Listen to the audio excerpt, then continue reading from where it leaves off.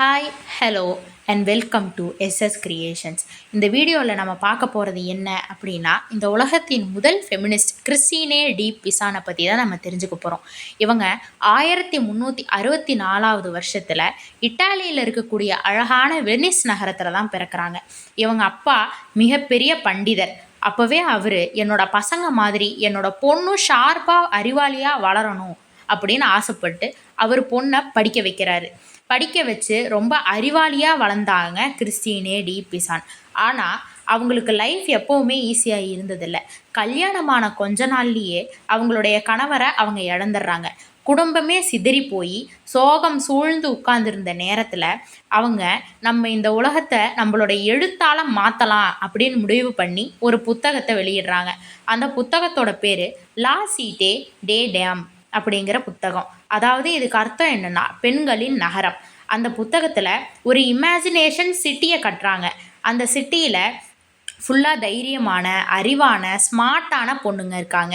அது மூலமாக அவங்க என்ன சொல்கிறாங்க அப்படின்னா, பெண்கள் வீக் கிடையாது, அவங்க தான் சொசைட்டியை பில்ட் பண்ணக்கூடிய ஒரு சக்தி அப்படின்னு அவங்க சொல்கிறாங்க. இதே மாதிரி இன்னொரு புத்தகம் எழுதியிருக்காங்க. அதோட பேர் the book of the transformation of fortune. அதில் லைஃப்பில் வர ப்ராப்ளம்ஸை எப்படி ஃபேஸ் பண்ணுறது, அதிலிருந்து எப்படி மீண்டு வர்றது அப்படிங்கிறத பற்றின டிப்ஸ் எல்லாம் கொடுத்துருக்காங்க.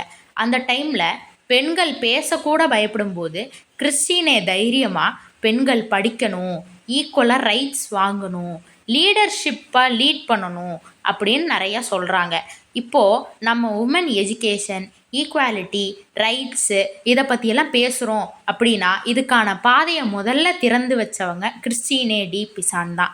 இவங்க லைஃப் மெசேஜாக நமக்கு என்ன சொல்ல வராங்க அப்படின்னா, சவால்கள் வந்தால் கூட நம்மளுடைய அறிவை ஆயுதமாக பயன்படுத்தி நம்மளுடைய குரல் இந்த உலகத்துக்கு கேட்குற மாதிரி செய்யணும் அப்படிங்கிறது. ஆண்களுக்கும் பெண்களுக்கும் முடிவெடுக்கிறதுலேருந்து செயல்படுற வரைக்கும் இந்த சமுதாயத்தில் சம உரிமை இருக்கணும் அப்படின்னு நினைக்கிற அந்த ஃபெமினிசம் இப்போ இல்லை, கிட்டத்தட்ட 600 வருஷங்களுக்கு முன்னாடியே ஆரம்பிச்சிருச்சு அப்படிங்கிறது இந்த கிறிஸ்டினே டி பிசான் அவங்கள பற்றி நம்ம தெரிஞ்சுக்கிட்டதுனால நம்ம தெரிஞ்சுக்கிறோம்.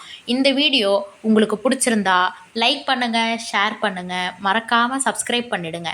தேங்க்யூ.